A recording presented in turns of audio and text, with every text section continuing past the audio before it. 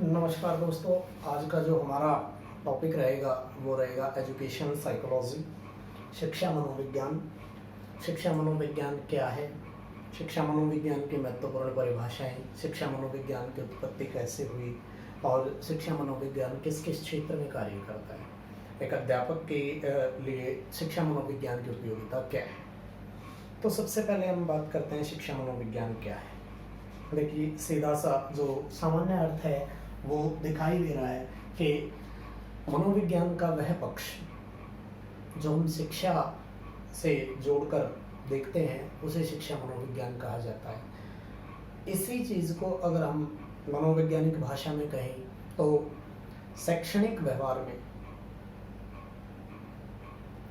जो गतिविधियां संपादित की जाती हैं उनका अध्ययन करना शिक्षा मनोविज्ञान कहा जाता है, या कह सकते हैं शिक्षा के परिवेश में व्यक्ति के व्यवहार का अध्ययन मनोविज्ञान, शैक्षणिक मनोविज्ञान कहलाता है। तो जहाँ तक अभी तक हमने पढ़ा है कि शिक्षा जो शब्द है, शिक्षा शब्द की उत्पत्ति संस्कृत भाषा की शिक्ष धातु से हुई है। संस्कृत भाषा में शिक्षा धातु से हुई है। शिक्षा का अर्थ है शिक्षित करना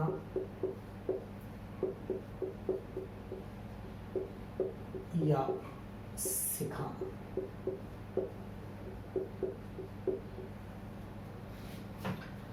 अब अगर हम बात करें अंग्रेजी भाषा की तो एजुकेशन जो शब्द है,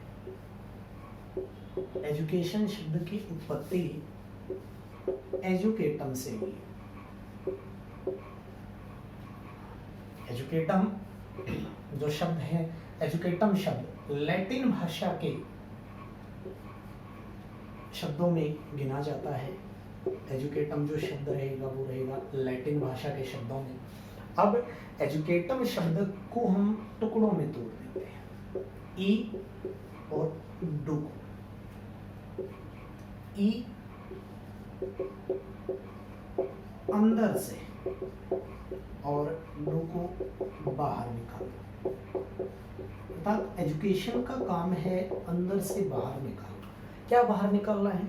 शारीरिक क्षमताएं, मानसिक योग्यताएं, संज्ञानात्मक योग्यताएं, नैतिक विकास, सामाजिक विकास, सभी प्रकार के जो विकास हैं उन सबको अंदर से बाहर की ओर निकालने का कार्य करती है शिक्षा। अगर हम शिक्षा की अलग अलग परिभाषाओं को देखें तो शिक्षा की अलग अलग परिभाषाएं विभिन्न हो सकती हैं। सबसे पहले मैं बात करता हूं स्वामी विवेकानंद।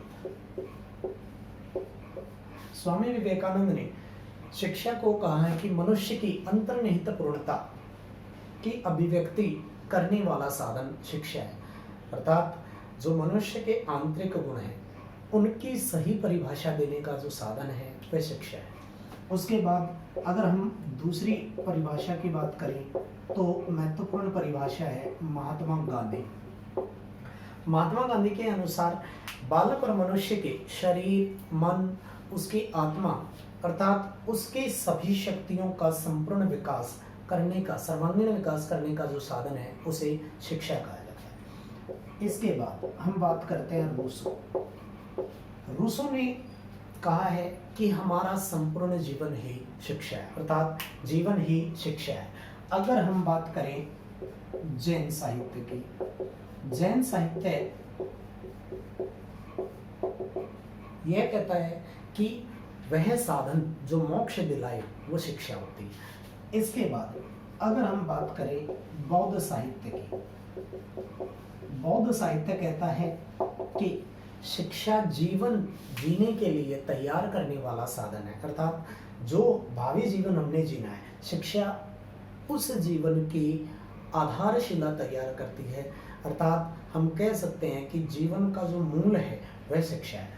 इस तरीके से हम अलग अलग बहुत सारे मनोवैज्ञानिक हैं जिनकी हम डेफिनेशंस जो है याद कर सकते हैं। अरस्तु के अनुसार स्वस्थ शरीर में ही स्वस्थ मस्तिष्क का निवास होता है।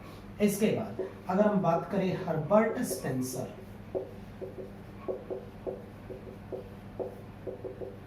हर्बर्ट स्पेंसर ने कहा है कि अच्छे नैतिक चरित्र का विकास करने वाला साधन शिक्षा है। नैतिक चरित्र के संबंध में बात करने वाले जो मनोवैज्ञानिक रहेंगे वो रहेंगे हर्बर्ट स्पेंसर।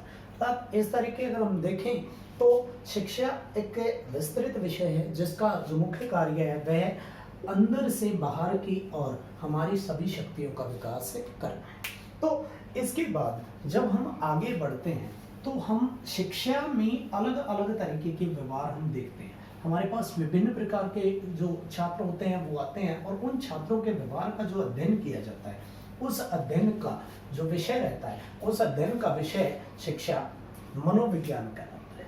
तो सबसे पहले हमारे को शिक्षा मनोविज्ञान का अर्थ पता होना चाहिए और शिक्षा मनोविज्ञान का जो सही अर्थ है वो है शैक्षिक परिवेश में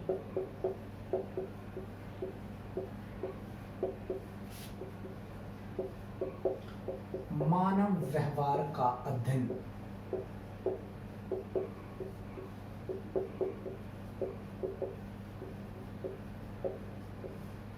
अर्थात शिक्षा और उससे जुड़ी विभिन्न प्रकार की गतिविधियों में मानव व्यवहार का जो अध्ययन किया जाता है उसे शिक्षा मनोविज्ञान कहा जाता है।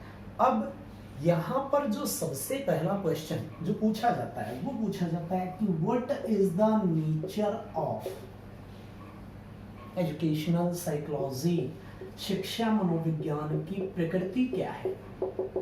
तो सीधा सा जो क्वेश्चन आता है इसमें आपको जो ऑप्शन दिखाई देंगे वो ऑप्शन इस तरीके दिखाई देंगे कि शिक्षा मनोविज्ञान एक कला है, शिक्षा मनोविज्ञान एक विज्ञान है।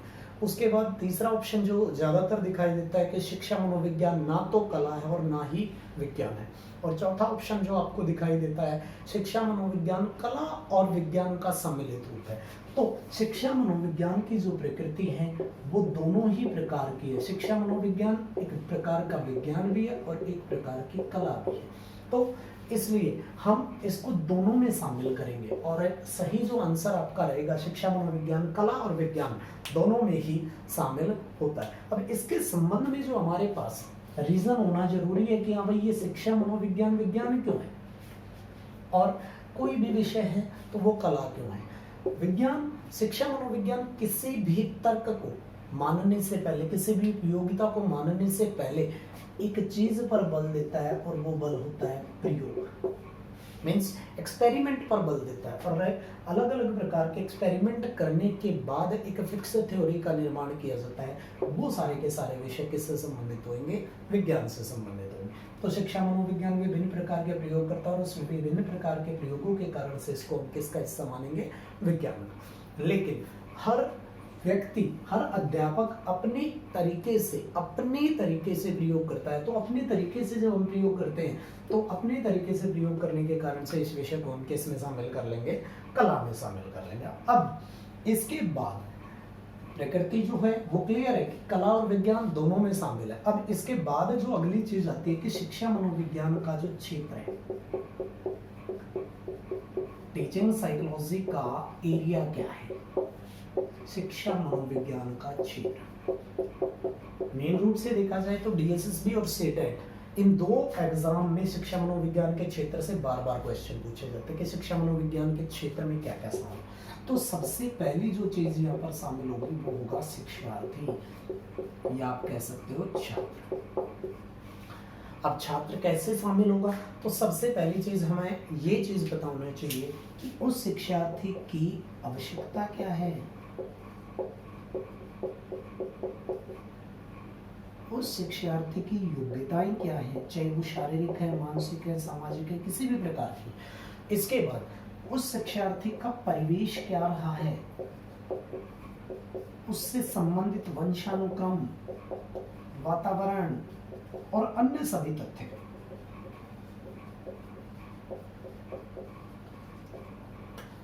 ये केवल पहला पक्ष आया। शिक्षा मनोविज्ञान के क्षेत्र में पहला पक्ष आया शिक्षार्थी या छात्र। उस छात्र की अलग अलग प्रकार की योग्यताएं, अलग अलग प्रकार की आवश्यकताएं होती हैं। सभी का, प्रत्येक छात्र का अपना अपना परिवेश होता है और अलग अलग छात्र अलग अलग वंशानुक्रम से आता है और हर छात्र व्यक्तिगत रूप से भिन्न होता है, इंडिविजुअल डिफरेंसेस। और उन सारे डिफरेंसेस का अध्ययन करने वाला विषय रहेगा शिक्षा मनोविज्ञान। उसके बाद दूसरी चीज जो आती है वो आती है सीखने के अनुभव, एक्सपीरियंस, जो हम लर्निंग के दौरान करते हैं। अलग अलग स्टूडेंट के अलग अलग तरीके के अनुभव होते हैं वो अनुभव शारीरिक भी हो सकते हैं, मानसिक भी हो सकते हैं,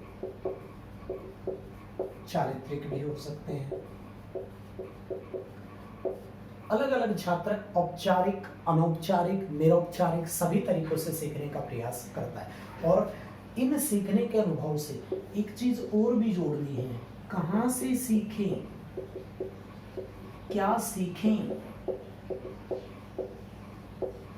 और कैसे सीखें। इन सभी चीजों को भी अध्यापक ने जोड़ना है कि एक छात्र कहाँ से सीखेगा, उसके लिए किस प्रकार का पाठ्यक्रम होना चाहिए, क्या सीखे, ऐसी कौन सी चीजें जो उसको भावी जीवन में तैयार करेंगी, वो सारी की सारी चीजें। उसके बाद कैसे सीखे। अधिकतर जब हम इस टाइप के क्वेश्चंस देखते हैं तो इन सब क्वेश्चंस में हमारे लिए जो सबसे बढ़िया चीज होती है कि एक्टिविटी बेस्ड लर्निंग होनी चाहिए। कैसे सीखें, तो स्वयं करके सीखने पर बल देना चाहिए। इसके बाद तीसरी चीज जो आती है वो आती है सीखने की प्रक्रिया, प्रोसेस ऑफ लर्निंग। ये भी शिक्षा मनोविज्ञान का क्षेत्र है। प्रोसेस ऑफ लर्निंग में जब हम बात करते हैं प्रोसेस ऑफ लर्निंग की, तो प्रोसेस ऑफ लर्निंग में हम ये देखते हैं कि आपके पास बहुत सारे बच्चे क्या है, इंटेलिजेंट स्टूडेंट है, प्रतिभावान छात्र हैं। तो हर एक छात्र की अपनी अपनी प्रतिभा, और उस प्रतिभा के स्तर पर ही उसकी स्मृति का निर्माण होता है। और उस स्मृति के साथ साथ एक चीज जो और जुड़ी हुई वो है विस्मृति। तो सीखने की प्रक्रिया में अभ्यास, स्मृति, विस्मृति प्रक्रियाएं, किसी भी प्रकार की अनुभूतियां, वो सारी की सारी चीजें सीखने की प्रक्रिया के दौरान जोड़ी जाएंगी। इसके बाद आता है सीखने का वातावरण।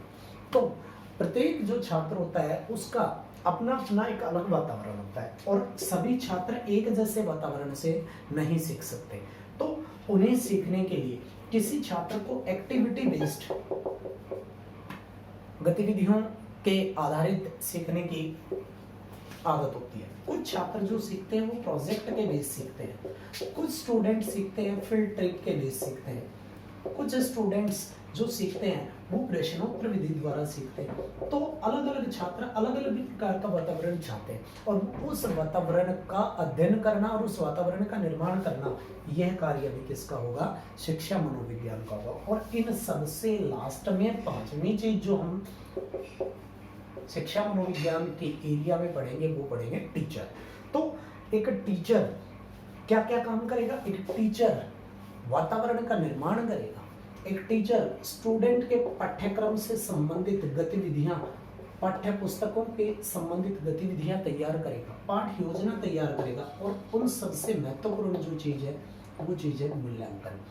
किन किन गतिविधियों के आधार पर उसका मूल्यांकन किया जाए, किस छात्र ने कौन सा स्तर प्राप्त कर लिया है सीखने के दौरान, उन सारी की सारी गतिविधियों के लिए किया जाएगा मूल्यांकन। और इन सारी गतिविधियों को संभालने के लिए मूल रूप से अगर देखा जाए तो शिक्षा मनोविज्ञान एक ऐसा विषय है जो इन सभी चीजों को नियंत्रित करता है। तो शिक्षा मनोविज्ञान के क्षेत्र की अगर बात की जाए तो शिक्षा मनोविज्ञान का क्षेत्र व्यापक व विस्तृत है। इस चीज को ध्यान में रखेंगे, व्यापक व विस्तृत है। जिसके मुख्य बिंदुओं की अगर बात करें तो सबसे पहला बिंदु आता है छात्र, फिर आता है सीखना, सीखने की प्रक्रिया, सीखने से संबंधित वातावरण और उससे जुड़े हुए अध्यापक। तो इन सब के अलावा अगर हम बात करें शिक्षा मनोविज्ञान के क्षेत्र के बाद अगर हम बात करेंगे तो शिक्षा मनोविज्ञान के कार्य, व्हाट आर द टास्क्स, काम क्या क्या करेगा, शिक्षा मनोविज्ञान काम क्या क्या करता है। तो शिक्षा मनोविज्ञान जो कार्य करता है उन कार्यों को हम सीधा सिंपल से तरीके से जान लेते हैं कि एज अ टीचर आपको शिक्षा मनोविज्ञान की आवश्यकता क्यों है। तो सबसे पहली जो जरूरत है वो है आपको अपने छात्र को समझना, आपको अपने स्टूडेंट्स के बारे में पता होना चाहिए, उस स्टूडेंट की फिजिकल, मेंटल, सोशल, इमोशनल हर टाइप की जो एक्टिविटी है, हर टाइप की जो स्ट्रेंथ है, उन सब के बारे में आपको पता होना जरूरी है। उसके बाद दूसरी जो चीज है आपको पाठ्यक्रम के बारे में पता होना चाहिए। तीसरी आपको पाठ योजनाओं के निर्माण के बारे में पता होना जरूरी है। चौथी जो चीज है वह चीज है मूल्यांकन आपको करना आना चाहिए। किस किस प्रकार से मूल्यांकन कर सकते हैं। उसके बाद पांचवी चीज जो आएगी वो आएगी हमारे लिए समस्यात्मक बालक। इन छात्रों के विषय में हमारे को पता होना चाहिए। समस्यात्मक बालक में अगर हम बात करेंगे तो सिंपल सा जो क्वेश्चन रहेगा, ऐसे छात्र जो सामान्य से भिन्न है, किसी भी प्रकार से भिन्न हो, उन सभी छात्रों को या तो प्रतिभावान छात्र की श्रेणी में रखेंगे या समस्यात्मक श्रेणी की, या कह सकते हो विशेष छात्र की श्रेणी में रखेंगे। अगर आपको शिक्षा मनोविज्ञान आता है तो शिक्षा मनोविज्ञान आपको सहायता करेगा छात्रों के मार्गदर्शन, उनके निर्देशन में। गाइडेंस एंड काउंसलिंग के लिए ये चीज जरूरी हो जाएगी। उसके बाद कक्ष में आने वाली समस्याएं,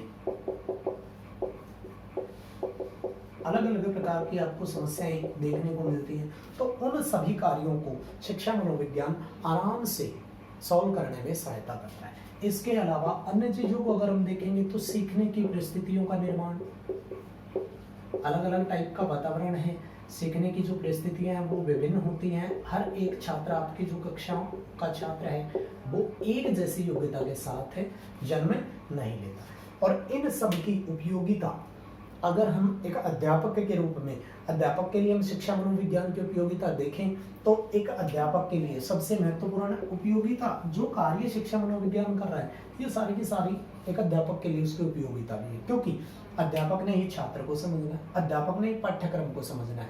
अगर हम सही रूप से बात करें तो एक क्वेश्चन जो आपके सामने आएगा वो आएगा शिक्षण के चर। शिक्षण के अगर चरों की बात की जाए, वर्तमान समय शिक्षा बहुमुखी प्रक्रिया है, लेकिन इस बहुमुखी प्रक्रिया में 3 चरण महत्वपूर्ण माने जाते हैं।